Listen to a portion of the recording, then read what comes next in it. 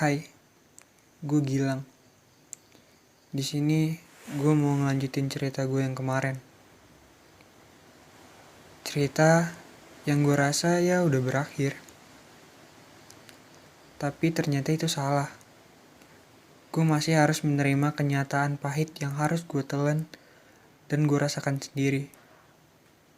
Setelah kejadian itu, gue berusaha buat ngelupain semua hal yang terjadi dalam hidup gue. Gue coba ngelupain dia, gue coba recovering tubuh gue coba fokus sama masa depan gue. Pokoknya gue fokus sama kesembuhan gue lah. Jadi, gini ceritanya. Jadi kan ceritanya gue dari kecil pengen jadi TNI. Tetapi karena kaki gue patah, gue harus ngubur dalam-dalam mimpi gue buat jadi TNI. Soalnya kalau mau jadi TNI, kaki kita gak boleh patah. Ya gue waktu itu sedih banget. Tapi gue coba mikir positif aja. Kalau masa depan gue bukan di situ. 2 hari setelah itu, Doni datang lagi ke rumah gue. Biasalah, jengukin gue sambil main-main. Tetapi dia gak sendiri. Dia ngajak teman-teman gue juga. Namanya Rifki dan Nisan. Ya biasalah, gue suruh mama gue bikinin minum, ambilin makan. Soalnya nih orang pada suka makan semua. Kalau di Padang dibilang canguk sih. Pas makanan sama minuman udah dihidangin, mama gue bilang tuh, makan ya Doni, Rifki, Isan. Awalnya mereka nolak tuh. Lu tahu sendiri lah, basa-basi kalau ke rumah teman. Pas ada mamanya gimana. Pura-pura nolak. Pas mama gue pergi, mereka langsung rebutan ngambil makanan tuh. Gue ngakak banget waktu itu. Gue mikir tuh, bener juga ya kata pepatah. Malu malang, rakus kenyang. Habis itu, pas asik-asik makan dan minum, gue ngobrol sama mereka tuh. Ya, omongan kami agak melenceng ke hal-hal negatif sih. Biasalah kalau cowok lagi bercandaan gimana. Pas itu, Rifki keceplosan tuh. Dia bilang ke Isan, lu jangan ngerusak anak orang San. Nanti kayak si dia, dibikin hamil, terus ditinggalin. Otomatis gue denger tuh. Dan gue bilang ke Rifki, dia hamil. Gue gak salah denger kan? Karena udah terlanjur ngomong, si Rifki jelasin tuh gimana ceritanya. Dia bilang kalau dia dihamilin sama Aldi, terus ditinggalin begitu aja. Gue kaget dong. Wanita yang selama ini gue jaga, gue lindungi, dirusak oleh cowok bejat yang gak mau bertanggung jawab. Gue aja selama ini gak pernah ngapa-ngapain dia, jangankan ngelakuin gituan. Niatan gitu aja gue gak pernah terlintas di benak gue. Habis itu gue coba tahan air mata gue, dan gue nyuruh mereka pulang. Habis mereka pulang, gue nangis jadi-jadinya. Gue serasa dunia gak adil banget sama gue. Gue salah apa coba?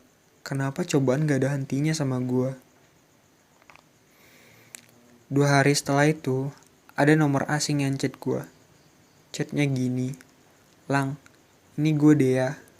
Gue hamil, dan Aldi gak mau tanggung jawab sama gue. Waktu itu gue gak tahu antara mau sedih dan bahagia. Gue kangen ngobrol sama dia.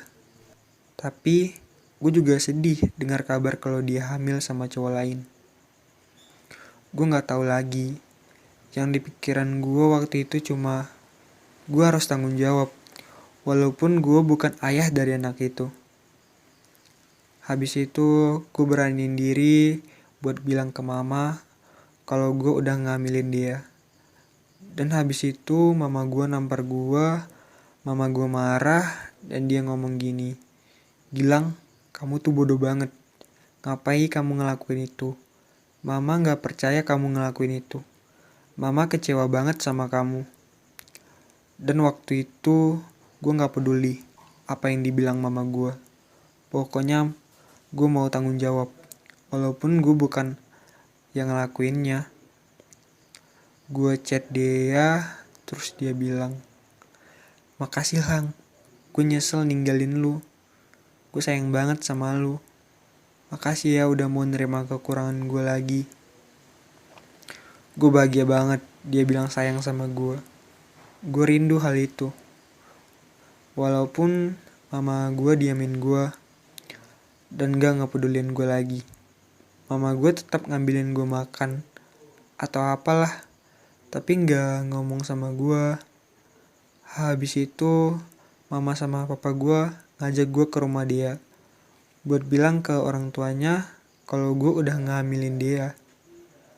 Pas sampai rumah dia, ortunya marah sama gue. Tapi orang tuanya bilang, mau gimana lagi, udah terjadi. Habis itu orang tua gue sama orang tua dia ngerencanain pernikahan gue sama dia. Gue bahagia banget bisa dekat sama dia lagi. Tetapi besoknya Aldi datang dan bilang ke orang tua dia kalau yang sebenarnya ngambilin dia adalah dia.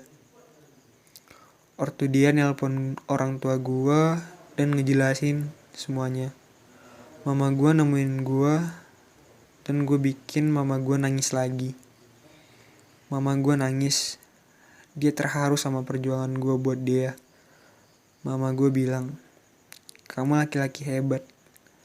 Tapi kamu terlalu kecil untuk menjadi seorang yang dewasa." Dan pas hari pernikahan dia, gue datang sama orang tua gue. Dan gue gak bisa nahan air mata gue. Gue harus bener-bener siap kehilangan wanita yang bener-bener gue sayangi. Pokoknya gue hancur banget hari itu. Gila banget sumpah. Udahlah, gue gak sanggup cerita lagi. Makasih ya, kalian udah mau dengerin curhatan gue.